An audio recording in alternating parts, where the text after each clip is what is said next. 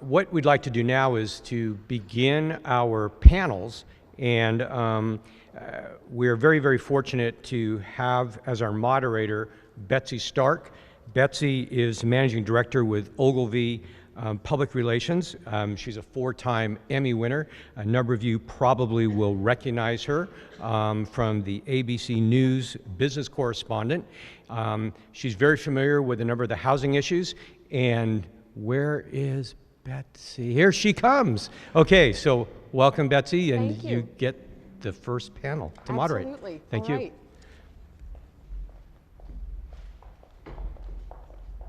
Thank you, Tom. Thank you.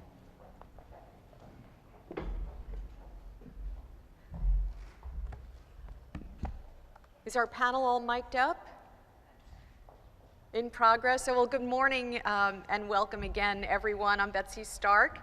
Thank you, Mac Taylor, for an excellent presentation. Important conversations need to be predicated on fact, and thank you for taking care of that for us.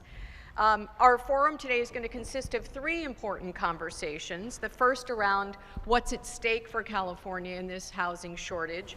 Then we'll have a short lunch break, and we'll look at barriers to new housing. And finally, we're going to talk about finding solutions. So we have, assembled for each of these panels a very knowledgeable and diverse group of panelists, some of whom may be familiar to you. If you can read about their backgrounds and their expertise in the information packets that you've received. And we've just had our first panelist take the stage. Let me just introduce them quickly to you. Assemblyman David Chiu, Chair of the California Assembly Housing and Community Development Committee. Ralph McLaughlin, who's the Chief Economist for Trulia.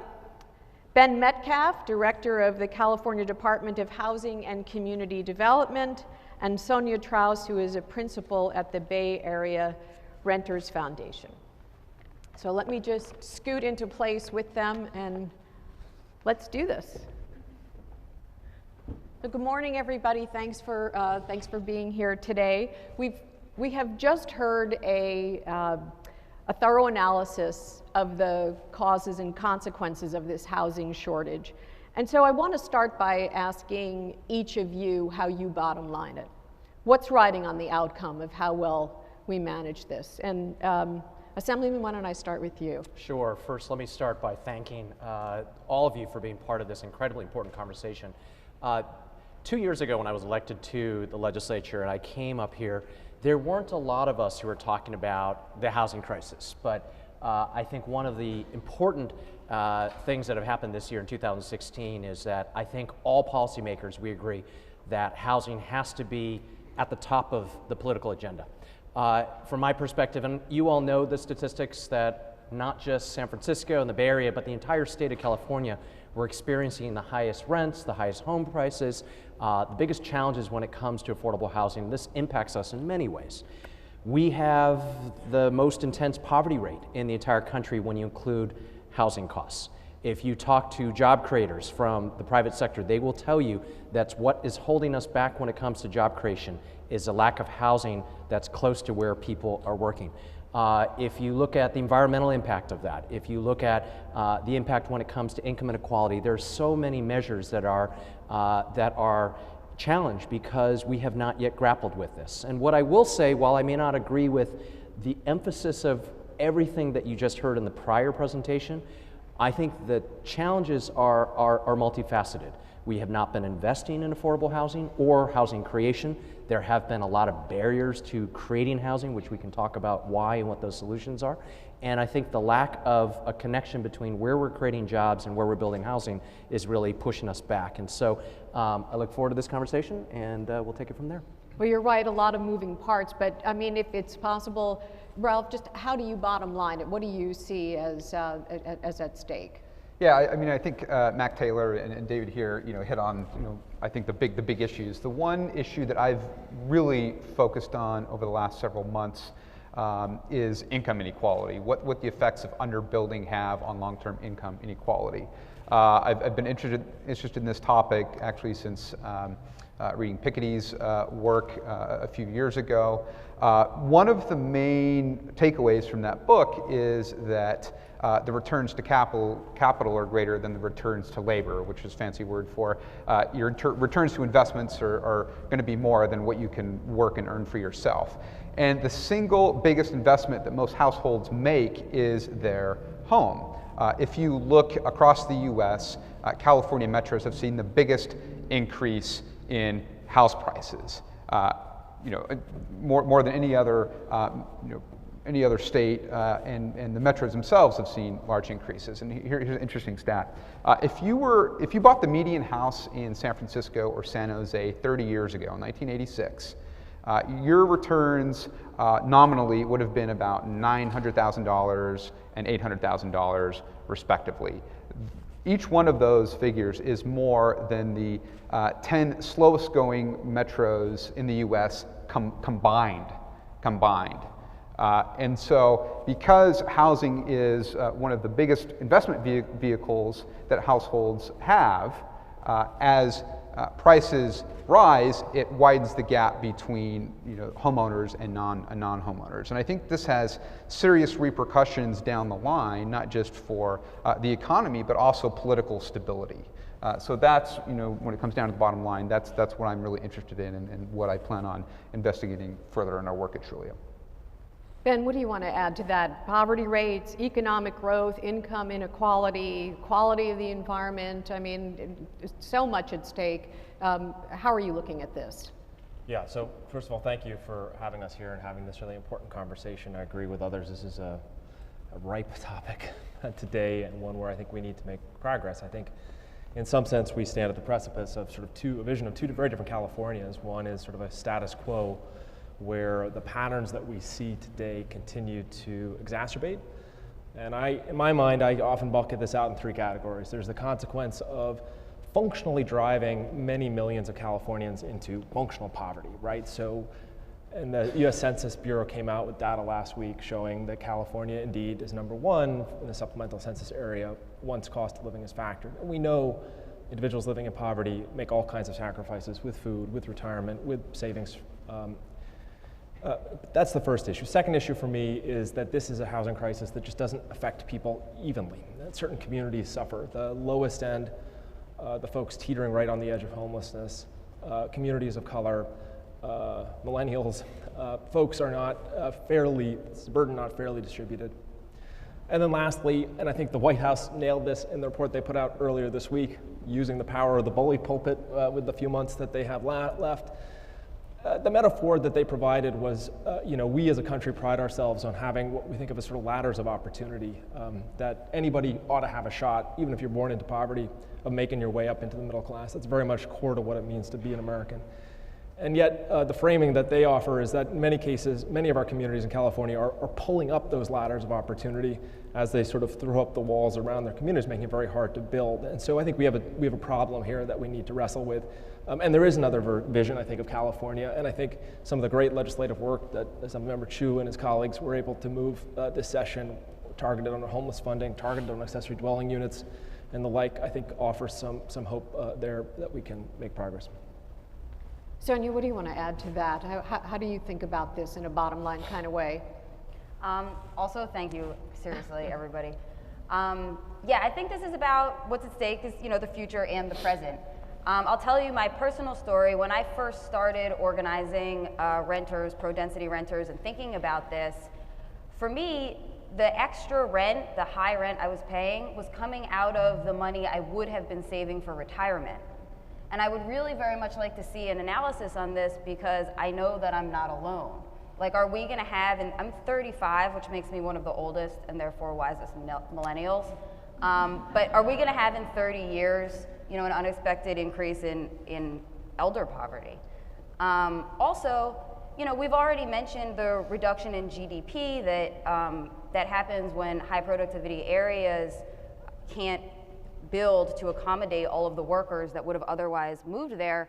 And reduction in GDP is one way to look at it, but the other way to look at it is that, aggregated lower self-realization of those workers. Like, it's not just productivity or GDP that comes out of being able to move somewhere to self-actualize. So we have lots of people living, you know, not in San Francisco Bay Area at all, who don't have access to the kinds of like opportunities that we get here.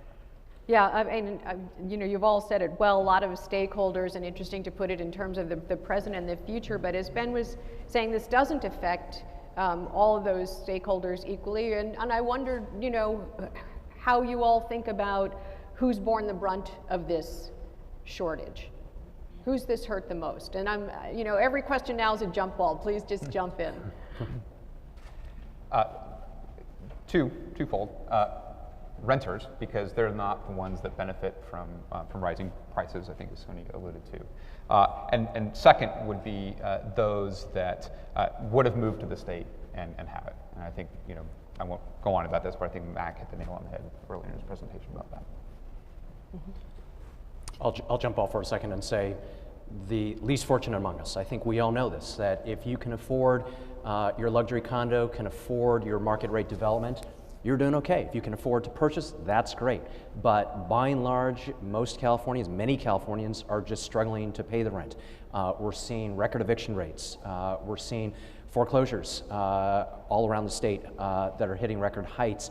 And it's the folks who, as Sonja put it, are trying to decide whether to pay for food on the table or pay into their retirement, who have to get that second minimum wage job, who can't afford to live not just in our cities, but in our rural areas. One of the interesting conversations we had in our Democratic caucus this year was just how many folks are struggling not just in the stereotypical urban, coastal, innovative parts of our state, but in parts of our state in the Inland Empire, in the Central Valley, rural residents, farm workers who are struggling because we as a state haven't invested in that.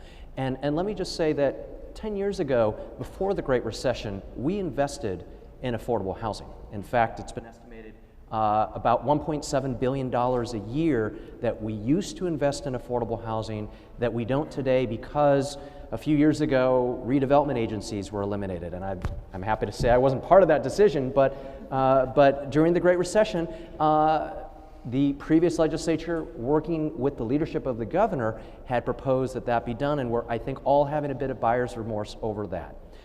10 years ago, 15 years ago, we had housing bond measures whose monies have dried up today. You add all that stuff up, the $1.7 billion that we used to invest as a state would leverage billions of dollars of federal and local government monies, as well as private sector investment that we're no longer moving forward. And that used to help the poorest among us and no longer today. Can we talk just a little bit more about that, the human toll on renters and families? I mean, you know, forced out of homes, but there's also living in overcrowded spaces or these extremely, you know, commuting from extremely long distances. And you know, in some ways, the impacts of you know, the gentrification process are not new, but is there something different here? Is this an order of magnitude? How do you see that? Well, again, I think you're hearing this from a number of us on the panel. I think the concern is, one of the concerns particularly is just around income inequality. And I think we know now better that the price of housing itself is making it that much harder for families to actually be able to locate where the jobs are, where the opportunity is. And the challenge with that is that it's actually, I think if you look back 30 or 40 years ago, you'll see that areas of affluent, there tended to be a convergence, and Ganong and Chiu got the research have said, generally income disparities tended to converge back on the median across geography. What we've seen in the last 30 years is increasing divergence, which is to say more affluent areas get more affluent, poorer areas tend to get poorer. And so what you find happening is that families are making these horrible choices about having to commute very far out, to live very far out in areas that don't have the jobs and the opportunity. And they're making sacrifices in a couple of ways. Sometimes they're enduring, you know, god-awful commutes and paying a toll for that physically, paying a toll for that with their children and the amount of family time they're able to have. But we also know much better than we did now over the last couple of years, when you, particularly for those families that are making the choices or have no choice but to live in a neighborhood of concentrated poverty, which, by the way, there are many in this great state, we know that the kids who grow up in there, their outcomes are just severely constrained. And this idea that zip code is destiny is very painful, I think, for many of us to contemplate. And housing is the primary exacerbator, I believe, of that condition in California. If I could add a couple more pictures to that. So I represent San Francisco, which has some of the wealthiest Californians, but also many of the poorest. And if we're talking just starting with the middle class, we used to joke that our teachers, our firefighters, our carpenters, the folks who are actually building housing, had to live across the bay in Oakland.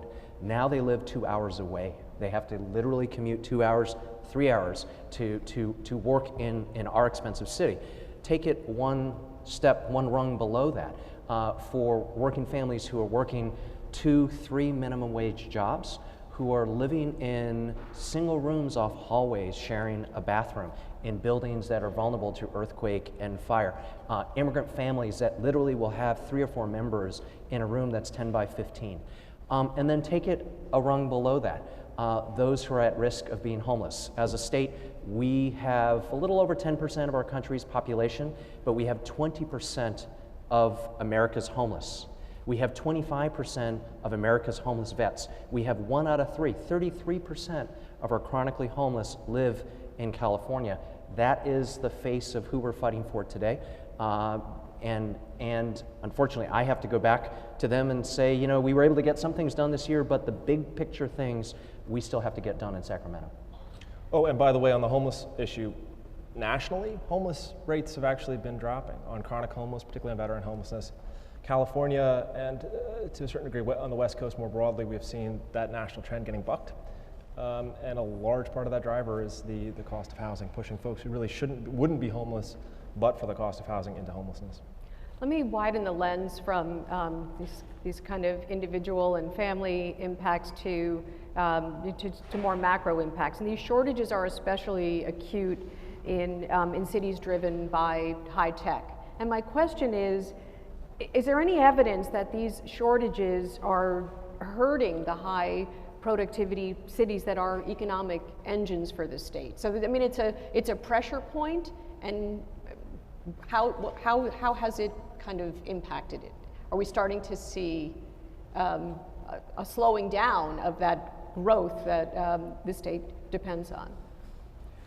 Ralph, go ahead. Yeah, so you know, I think aggregately there's not a huge impact on the tech sector. I think certainly things have slowed down over the last year or two in tech growth, but that may be just more of a reflection of the economic cycle. But if you look more broadly at the rates of tech growth in the Bay Area, for example, compared to what I would call second-tier tech cities, we're actually seeing a little bit of convergence. So tech growth in places like Denver, Seattle, Portland to another extent, Austin and Boston are kind of reaping the benefits of you know, employers that you know, choose to move outside of the Bay Area because they can you know, pay their employees less, or choose to open up satellite offices.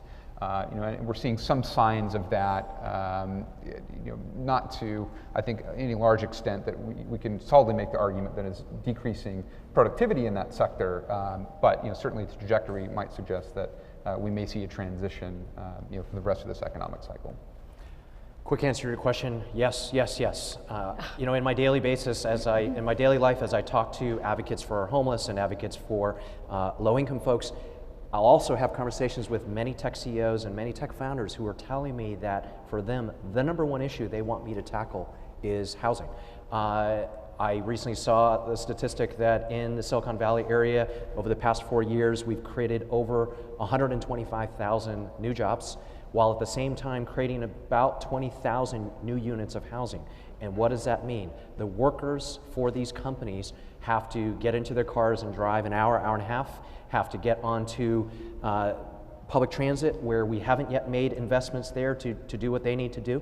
And their workers are trying to make decisions about whether to go to Seattle or Portland or the Research Triangle or New York City or leave the country to work in other parts of tech centers around the world. These tech CEOs are telling us on a daily basis, we need your help. And this is also, I think, a very good development. They're teaming up with the Sonja Trausses of the world, saying that they need to fight with tenants around, say, so-called Ellis Act reform, which I know is a challenging topic here, but when I have tech CEOs coming with tenant advocates saying, this is what you need to do in the Capitol, that's making us listen, and I think we've got to figure out how this all works together. I'll give one other anecdote of a new face of homelessness, and that is college students. There was a study that showed in the California State University system almost 10% of CSU students are at risk of becoming homeless. They're living in their cars, they're living on their friends' couches, they're taking showers in the gyms of their university facilities because they don't have a place to live on their campuses. And if this continues for the long haul, we are jeopardizing the very innovators that have made California great in recent, over the life of our state. And so to your question, yes, yes, and yes. Yeah. Well, Sonja, what are you seeing? I mean, are you seeing friends and colleagues who in fact are being, forced to leave the state because they can't stay here even though they want to? Yeah, actually, yeah, so certainly tech CEOs are starting to believe that this is something that affects them. So if they believe it, then that's good evidence. So last year we ran some candidates for our local Sierra Club, which is a sleepy election. Normally 200 people vote. I signed up 150 new people.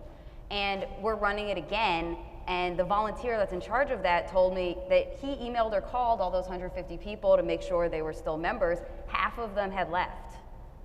So, wow. Saying that it wasn't worth it in the Bay Area anymore, they took other opportunities.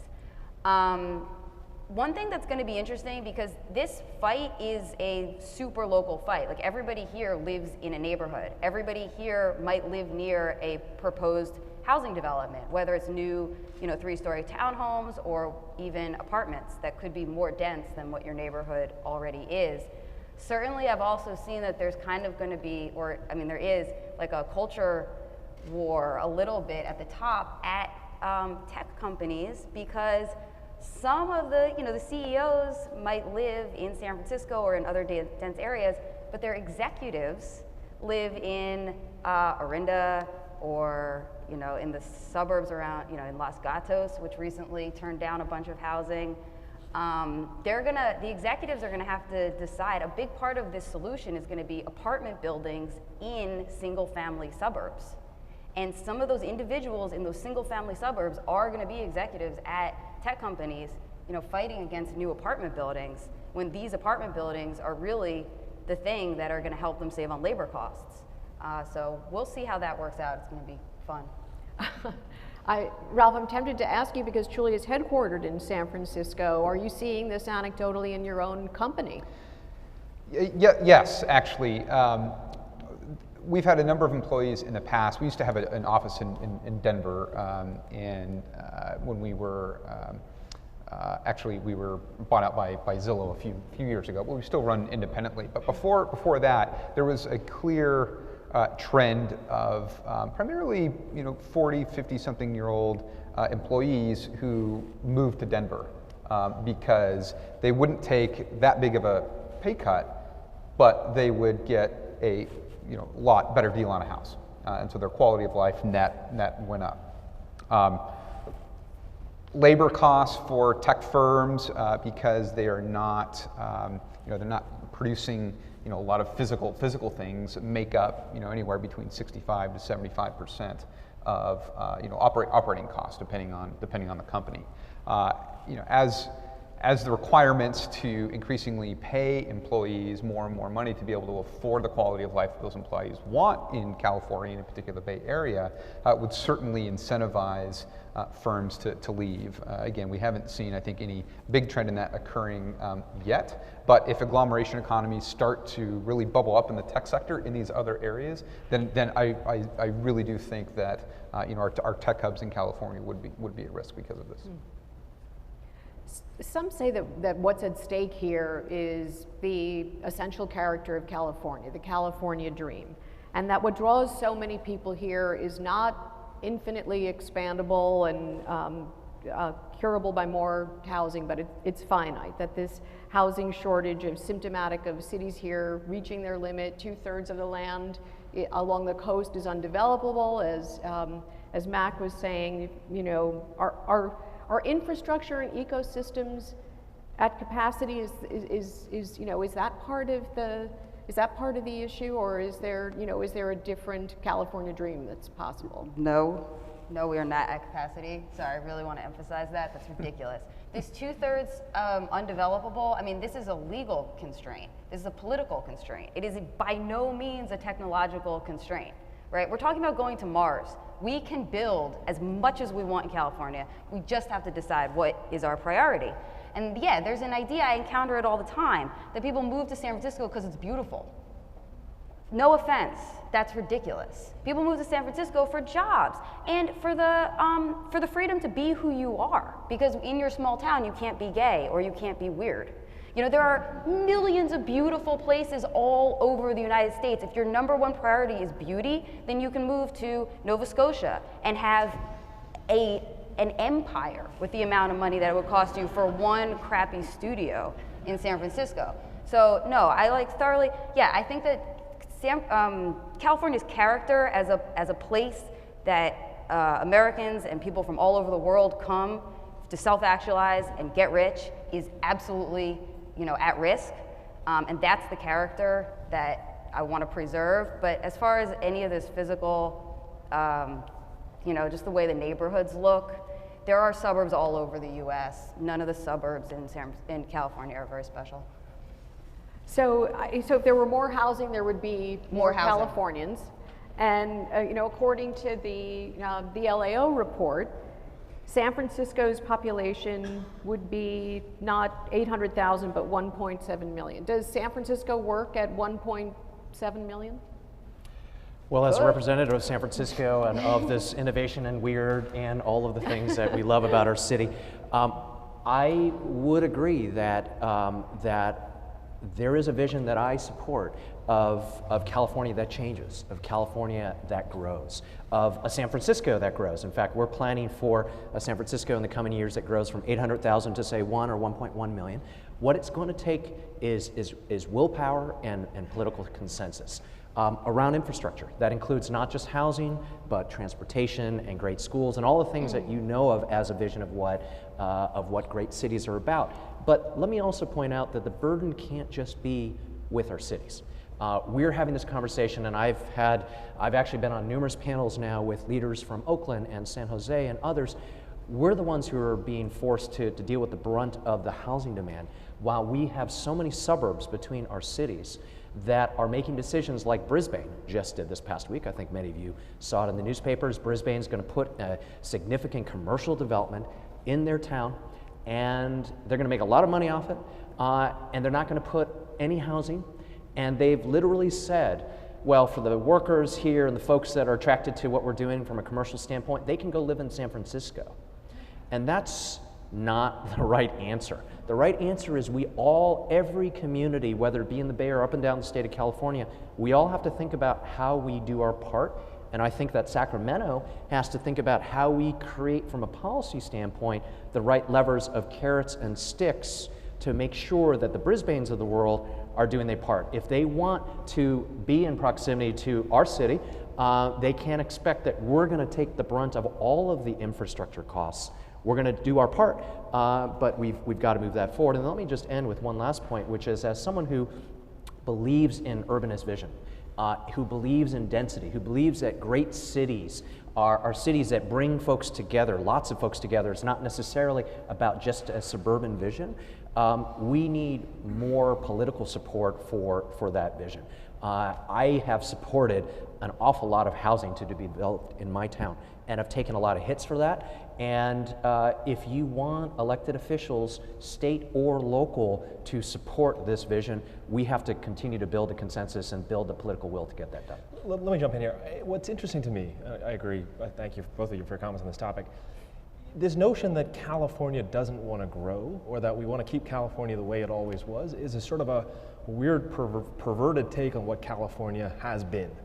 And by that I mean, if you look at the history of California in the 20th century, the second half of the 20th century, we were a state that was building. We produced, on average, about 200,000 units a year throughout the 60s, throughout the 70s, throughout the 80s. It's really been, for the last 20 years, that we made a collective decision across communities all across the land to kind of make this massive downshift, and such that if you look over the last 2 decades, we're really only building at about 80,000 units a year. A massive downshift, particularly if you put side by side the population that California was at in the 1950s versus where we are today. New construction as a fraction of our population is slow to a trickle. We know today that California is behind New York. It's behind every other state in the nation in terms of the number, literally the number of homes per people. The only state that has fewer homes per person is the great state of Utah, which I think is because the homes there are very large. So it's pretty peculiar. And when we look forward and think about the growth that we expect, we project our internal calculations at the state project about 1.8 million new residents to come to California, kind of at the baseline projections over the next 10 years. I think what people forget is these aren't, by and large, sort of strangers at the gates. These aren't even aspiring tech workers. They're our own kids. 75% of the growth that we expect under our baseline scenario for the next 10 years are just the kids and natural birth rate and trying to accommodate essentially the families that already live here and want to be able to find affordable housing for their children. So, we need to find some solutions here. And did you want to add something, Sonja? So many things. For Mountain View, the your own kids thing is really, really key. Mountain View, which is a shining example in the peninsula of people that are actually building, a lot of their new approvals for new housing was prompted by a councilman who had been anti-building for a long time, but then he has kids that are like, 23 and 25 or something, still living with him. And he was like, I can't let this go on. And he went around to his community and talked to people. They're like, aren't your kids still living with you? Yeah, okay, let's build more housing. And they did it. So that's actually a really big lever, I think, to convince people. So if the stakes are so high, why has it been so difficult to move the ball forward, to act?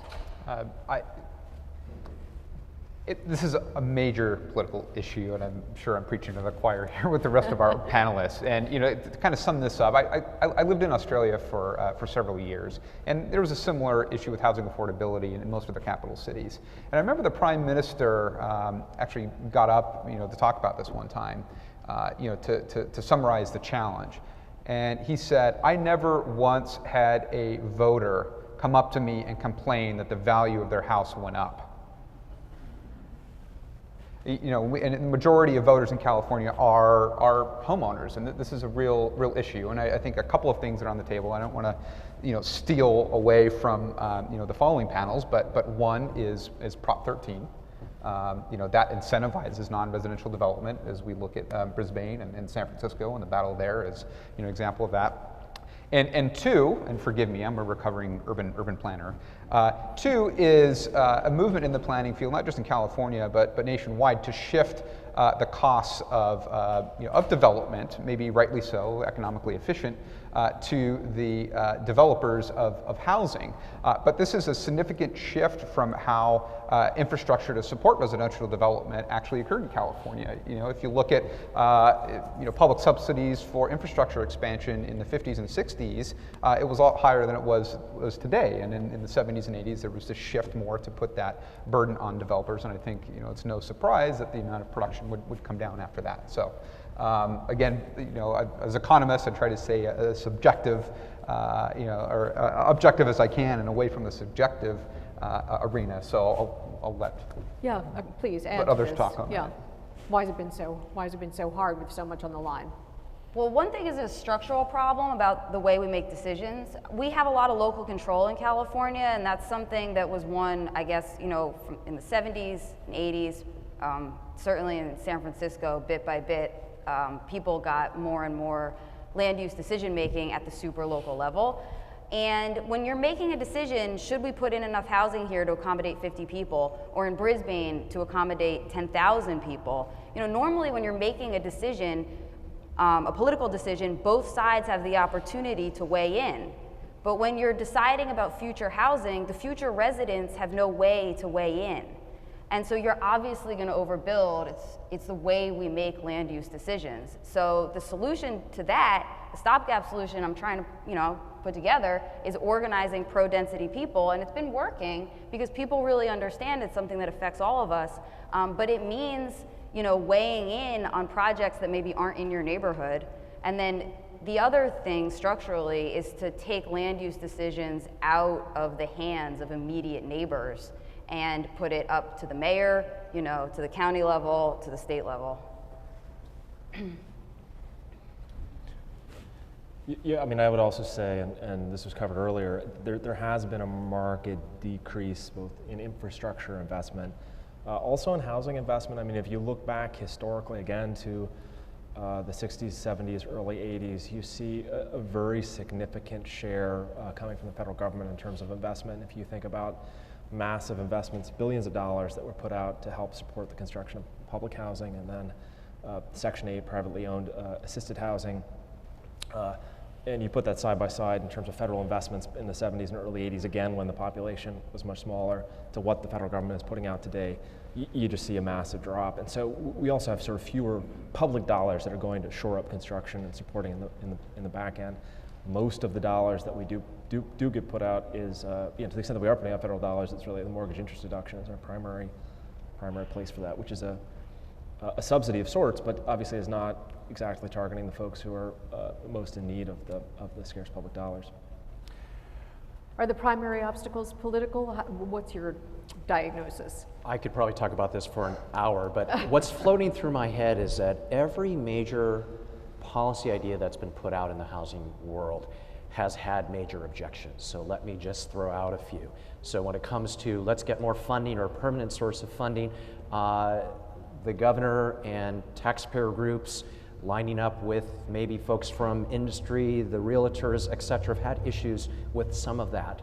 Let's talk about buy right.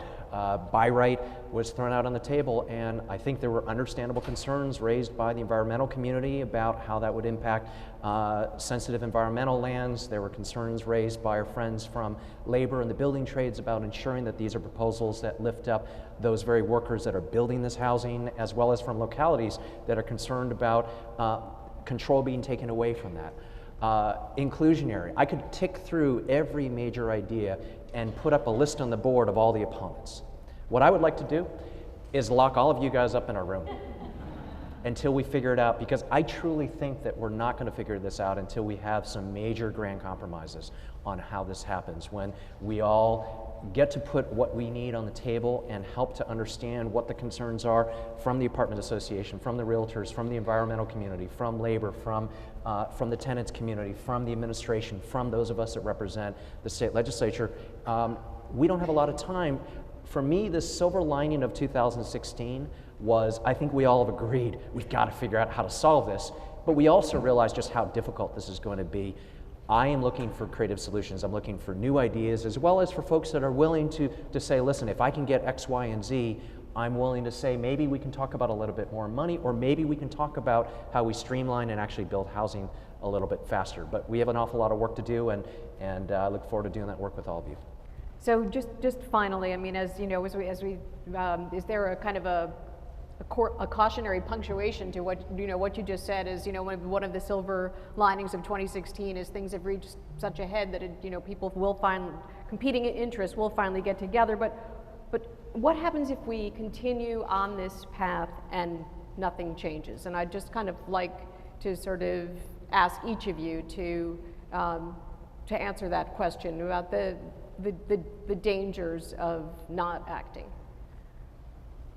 Sonja, go ahead. Oh, I mean, things are bad now. Look, we know exactly what will happen. The future will be like the present, which is great, I guess, if you're about to sell your house. But if you want to do anything else, like hire someone, San Francisco's unemployment is 2.9%, and I think that's a statistic about our housing problem. Or if you want to move out because you don't like your boyfriend or husband anymore, right? You can't. Or if you want to move out from your parents' house, or you want your kids to move away. All of these bad outcomes are going to just continue to exist. I don't know why we would choose that if we don't have to. Yeah, just to complicate the issue a little bit further, to put a sort of a climate change overlay here. The state with SB 32 earlier this summer made a very bold commitment to lower greenhouse gas emissions by 50% by 2030. Now, a lot of the focus in the last few years in climate change has been on emitters and trying to ratchet lower pollution targets from emitters. But a big share, a non-trivially large share of our climate change challenges stem from patterns of land use behavior. And so as we think about how we hit that target, I think we're going to keep coming back around to the notion that we need to be more thoughtful about where development happens and how we can make sure that more development happens in infill locations. there's on average, 30% less GHG profile from an infill unit than from a greenfield unit. And I think one of the great release valves, in some sense, on affordability that we have had historically has been greenfield development. We've seen in the Central Valley, we've seen in the Outer Bay Area, we've seen in LA, a lot of development. The development that has happened often in greenfield. It's often been in relatively low density communities. That has helped to make the affordability crisis less worse than it would have been otherwise. But I think as we begin to be more thoughtful about steering development to areas where we have the infrastructure, where we're trying to stay clear of some of the greenfield, I worry that these two things will run head to head and the patterns will continue to exacerbate as we ungainly struggle with these seemingly conflicting policy goals. I want to take my economist hat off a bit and just talk more from my experience as a native Californian. One of the things I really valued growing up in California, growing up in San Jose, where I was born and raised, was the diversity. I didn't realize how diverse of an environment I actually grew up in until I moved away from California when I was 18. What I see happening if sort of the trajectory continues is actually a diversity in income or diversity decreasing, especially with respect to income and race across the country. In the 60s and 70s, we saw increased sorting of incomes and races within metropolitan areas. I think that process may start to extend across metropolitan areas. Instead of having sort of rich, wealthy suburbs and poor inner city areas, we might see rich, non-diverse metropolitan areas and everyone else moving to other places that are more affordable. And so that's my big concern, looking more broadly at the U.S., that we would start to see more sorting across metropolitan areas, which, again, taking my economist hat on, is not great for, having our next generations grow up in a very, diverse, mixed income, mixed ethnicity environment. Mm-hmm. And how would you add to that? I would actually echo what Ralph said, except to say that's happening right now. Sort of the dystopian vision of the future is actually 2016. So in San Francisco, since the last census, half of the African American community in San Francisco has disappeared. We've seen the African American community just simply pushed out. And as I said before, our city is becoming, it used to be the hollowing out of the inner city. We're now seeing exactly the opposite. Our cities are becoming where the rich and the wealthy come to play. But the folks that are part of the economy, that are the baristas in the coffee shops and the waiters at the restaurants and the folks who work at Target, they're living in substandard housing in the suburbs or beyond. And if we don't reverse this, I think the California dreams that we've all set up, the fact that we are at this moment the 6th largest economy in the world, that vision is threatened completely, because folks from, and I'll say this as a 46-year-old, from Sonja's generation and younger are moving out of our state and are trying to make their mark in other parts of the world, and we threaten the golden egg that has been the great state of California. So the one thing I'll just observe about this conversation is we've spent a lot of time talking about what is and where we are, but we haven't spent a lot of time diving into the devils of the details that are those policies that are figured out. But I look around the room, and I've seen many of you who I've spent many conversations thinking about this stuff. My hope is that you will be able to talk with each other instead necessarily, you can talk through me, but the hard questions need to be wrestled out with the many stakeholders who are in this room. And I really encourage that.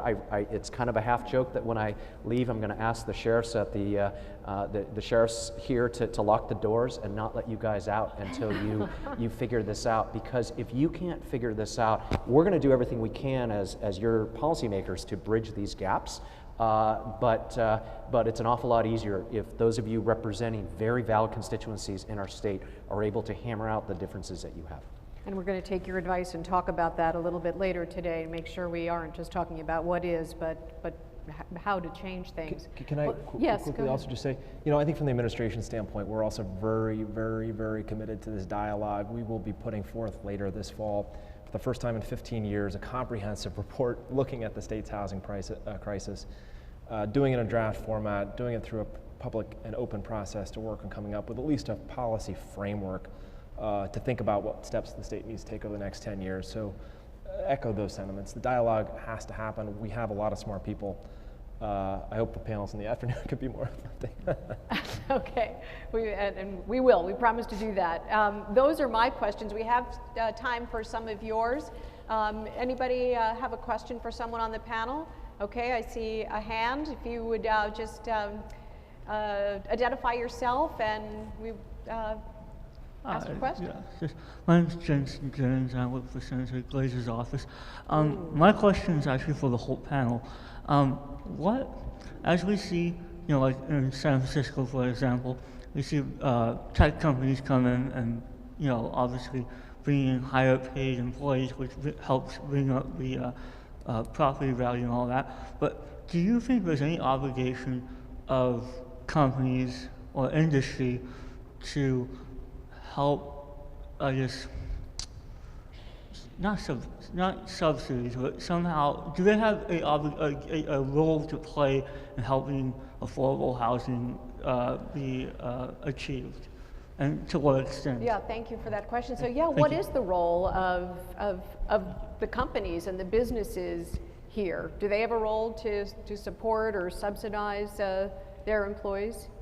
Well, if I could answer, they do subsidize their employees. They give their employees every 2 weeks wages, and employees are supposed to be able to take those wages to their landlord and pay their rent.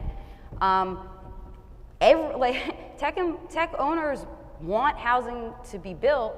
The barrier is legal and political. And so I do think that they have a responsibility. Obviously, that's how I raise money. They are fulfilling some of their responsibility. They are starting to finance political groups like mine. I take their money. I have 3 full-time organizers now. They are working in the office while I'm here, calling our thousands of members and having them sign up, for canvassing day on the 8th and 9th. And we're gonna get our, ballot measures passed and our supervisors elected and hopefully Scott Wiener to state senate. So yeah, they definitely have a responsibility, but I don't think we could have them build worker housing, but I don't really think the company store is something that we want to go back to.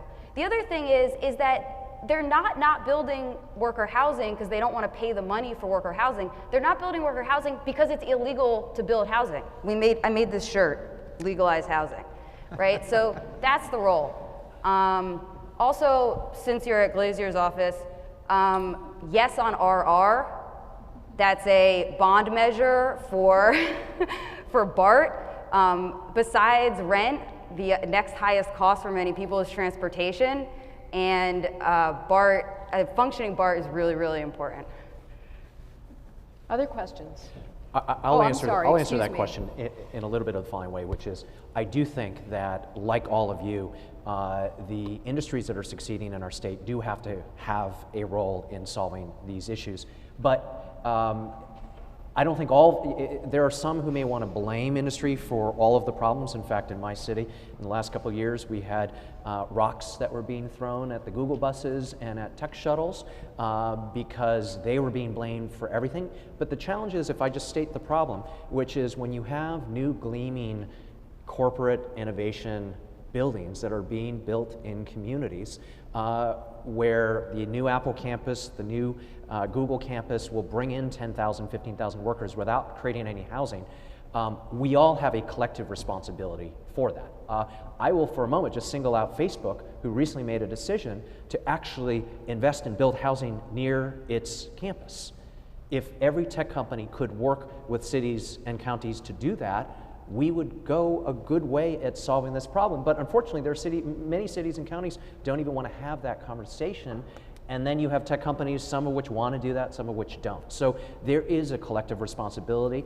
But I will say that there are many leaders in the tech community that are standing up. In fact, I know are represented here today in this very conference that want to be part of the solution. But again, we need all of us pitching in, rowing on the oars. Thank you. Other questions for the panel? Yes. We'll get a microphone to you. Thanks. My name's DJ Waldo. I was the guy in the video earlier talking about moving here. So we're new to Sacramento, And one of the reasons that we were living in Redwood City, one of the reasons, all the reasons I mentioned before, but I'm curious about sort of where you guys think the teachers play a role in this. We had 2 of our kids were in a daycare there where their teachers were living in houses rented where their rent went up twice in the year. And another one of our teachers commuted from Oakland. And then where our daughter went to kindergarten last year, they literally could not hire new teachers because and a lot of times they would bring teachers in to interview them because people are excited to come work at a really good school, only to find out that they couldn't afford to live here, and so they left. And I'm noticing that, I'm sure it's all up and down the peninsula, but how does that play into this whole thing? I think we've talked about, we haven't really talked about teachers yet, I guess. I'm curious about that.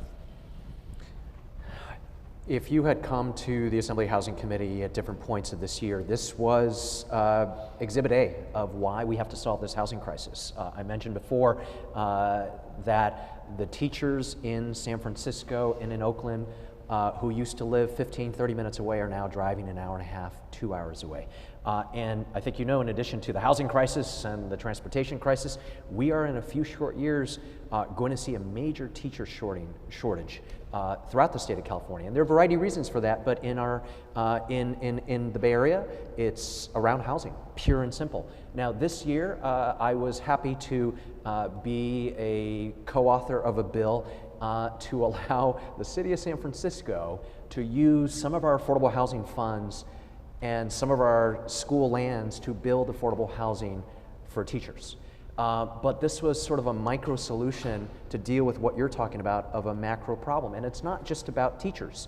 First responders, our police officers and our firefighters, if we have an earthquake, if we have major fires, don't live in our cities. They have to drive an hour and a half, 2 hours away as well. Anyone who is in the middle class, the folks, again, building these buildings, are the folks who work in the greatest healthcare institutions in the United States, in California.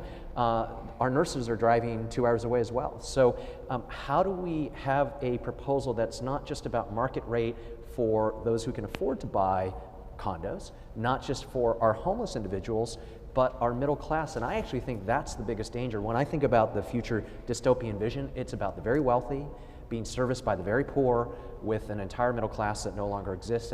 And what Ben Metcalf was referring to about when California was, the golden age of our state, when people look at history, it was when we supported a very vibrant middle class and invested in our middle class when it came to housing, when it came to transportation, when it came to our University of California system. We're not doing that as a state right now, and I think we have to have a broader conversation about that. So where was the teachers unions on by right? I believe they were opposed. They were opposed. So, I don't know.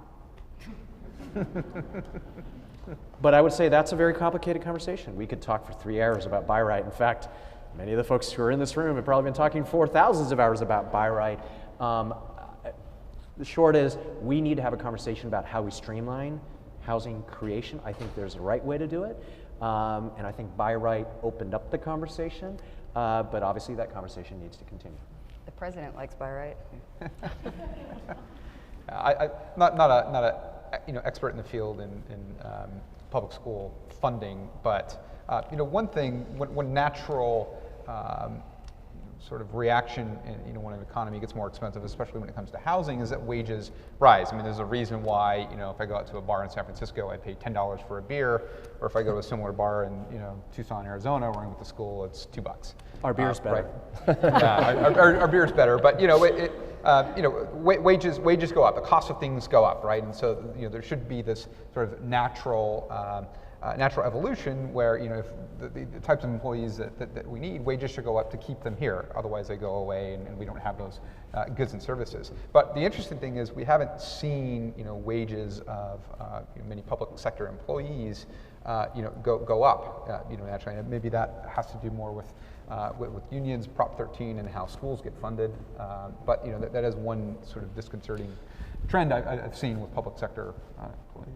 And the census data that came out a couple weeks ago is much celebrated. For the first time in decades, median incomes have risen, poverty rates have dropped, and yet, when you parse the data, when you look at California, you see that essentially California's gains are much less than the country as a whole when you think about what that is. In fact, the driver, again, is housing. So we keep coming back around full circle, I think, to this issue. We have time for maybe one more question.